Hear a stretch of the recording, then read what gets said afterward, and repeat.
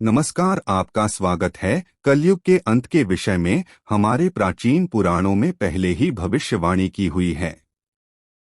कलयुग का प्रभाव कैसा होगा, कलयुग में मनुष्य का व्यवहार कैसा होगा, कि स्त्रियां कैसी होगी, कलयुग में मनुष्य का आकार और आयु कितनी होगी, कलयुग में पाप और पुण्य की परिभाषा क्या होगी, कलयुग में मुक्ति पाने के कौन से मार्ग होंगे तथा कलयुग का अंत कैसे होगा आदि के विषय में हमारे प्राचीन पुराणों में कलयुग की भविष्यवाणी की गई है। भगवान श्री कृष्ण ने कलयुग की भयावहता का वर्णन गरुड़ जी के सामने किया है, जिसके बारे में प्राचीन गरुड़ पुराण में बताया गया है। तो चलिए जान लेते हैं कलयुग के बारे में की गई प्राचीन भविष्यवाणियां। कलयुग का अंत, धर्म की विफलता, अनुशासन की कमी, मनुष्यों में बढ़ती दुर्भावना, धन की लालसा, अत्यधिक काम का प्रभाव, भ्रष्टाचार से बढ़ता व्यापार, गुरुजनों तथा पूज्य लोगों की नींद, स्त्रियों में व्याभिचार और अनाचार आदि गुणों की, लोगों में आध्यात्मिकता की कमी आदि प्रकार के लक्षणों से कलयुग की पहचान होती है। भगवान श्री कृष्ण ने कहा था कि कलयुग में मनुष्य का मन अत्यधिक कठोर हो जाएगा, मनुष्य अशांत, चंचल, धर्म से विमुख होकर धर्म के पथ पर चलने वाले होंगे। उन्हें शास्त्रों का ज्ञान नहीं होगा, जिसके मुख से जो भी निकलेगा उसे ही शास्त्र समझा जाएगा। कलयुग के अंत में धर्म और आसुरी शक्तियों का विनाश होगा और पुनः नए युग का आरंभ होगा, अर्थात फिर से सत्य युग का आरंभ होगा और सृष्टि का यह चक्र चलता रहेगा। चारों युगों में कलयुग अंतिम योग होता है। सबसे पहले सत्य, उसके बाद त्रेतायुग, द्वापर युग और अंत में कलयुग। महाभारत के युद्ध के पश्चात कलयुग का आगमन पृथ्वी पर हुआ था। यह योग धार्मिक और आध्यात्मिक स्थिति में सबसे कम प्रगति करने वाला माना जाता है। मान्यता के अनुसार आज से 3137 साल पहले महाभारत का युद्ध हुआ और कलयुग का आरंभ इस युद्ध के 35 वर्ष के पश्चात हुआ, अर्थात भगवान श्री कृष्ण के अपने धाम जाने के बाद हुआ। श्री कृष्ण कहते हैं, कलयुग में लोग अपने स्वार्थ को ही सर्वोपरि मानेंगे, धर्म का त्याग करके मटेरियलिस्टिक उद्देश्य को पाने के लिए जी जान से कोशिश करेंगे।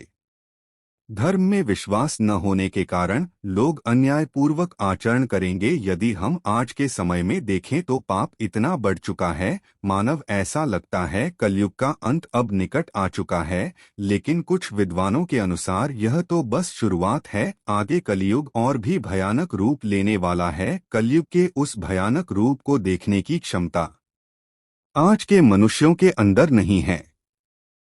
जब कलयुग का अंत समय निकट आएगा तो ऐसी ऐसी भयानक चीजें दिखाई पड़ेगी।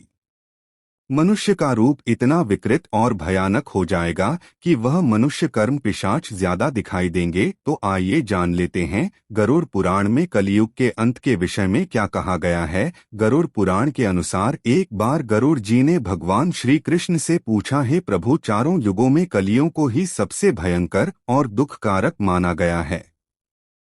इस कलयुग का अंत कैसे होगा और कलयुग का अंत समय निकट आने पर कौन से संकेत दिखाई देंगे। तब भगवान श्री कृष्ण ने गरुड़ जी को कलयुग के अंत के समय मिलने वाले भयानक संकेतों के बारे में बताया है। जब पृथ्वी पर चारों तरफ ऐसे संकेत दिखाई दे तो मनुष्य को समझ जाना चाहिए कि कलयुग का अंत निकट आ चुका है और अब सृष्टि का अंत प्रलय से होगा।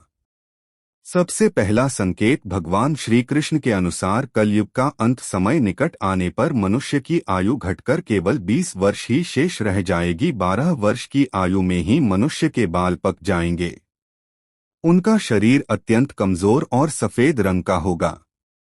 में स्त्री 8 या 9 वर्ष की आयु में ही संतान को जन्म देगी। कलयुग की औरतें बहुत ही क्षीण और छोटे शरीर वाली, लेकिन अधिक भोजन करने वाली मंदभाग गया होगी। कलयुगी स्तरीय कम संतान को उत्पन्न करने वाली और अत्यंत क्रोधी स्वभाव की होगी।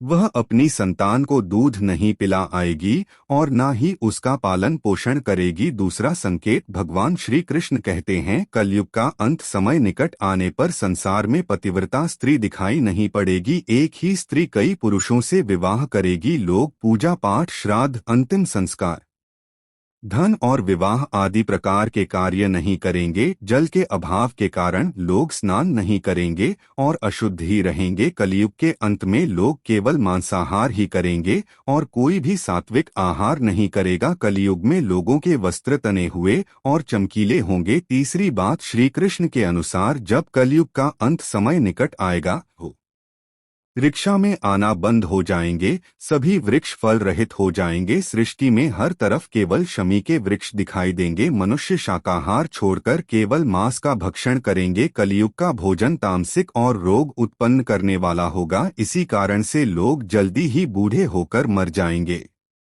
योगी मनुष्य गाय की पूजा करना बंद कर देंगे, सभी गाय का मांस खाएंगे। गायों को केवल दूध और मांस के लिए ही पाला जाएगा। चौथी बार, कलयुग का अंत समय निकट आने पर अल्प वृष्टि होगी, अर्थात बहुत ही कम बारिश होगी। खेत अनाज नहीं होगा पाएंगे, ढालने का आकार बहुत ही छोटा होगा और फलों में आज भी उत्पन्न नहीं होगा। मनुष्य भूख और प्यास के कारण ही मरने लगेंगे। मनुष्य को केवल बकरियों का दूध ही प्राप्त होगा। पांचवी बात, जब कलयुग का अंत होने वाला होगा तब भगवान विष्णु सूर्य की किरणों में विराजमान होकर पृथ्वी का संपूर्ण जल्द सोख लेते हैं। आकाश में चारों तरफ 7 सूर्य दिखाई देंगे। इन सभी सूर्य के प्रभाव से संपूर्ण सृष्टि जलकर खाक हो जाएगी। तत्पश्चात रुद्र रूपी भगवान विष्णु संपूर्ण संसार को दग्ध करके अपने श्वास से मेघों को उत्पन्न करेंगे और यह में एक भयंकर गर्जना करते हुए अगले 100 वर्षों तक आकाश से जल की वर्षा करेंगे और सृष्टि की उस भयंकर अग्नि को शांत कर देंगे। अग्नि शांत होने पर वे में संपूर्ण जगत को जल में डुबो देते हैं और इस प्रकार से कलयुग का अंत हो जाता है और फिर परमात्मा अपनी इच्छा मात्र से पुनः सृष्टि में जीव की उत्पत्ति करते हैं। तो दोस्तों, इस प्रकार से गरुड़ पुराण में कलयुग के अंत का वर्णन किया गया है।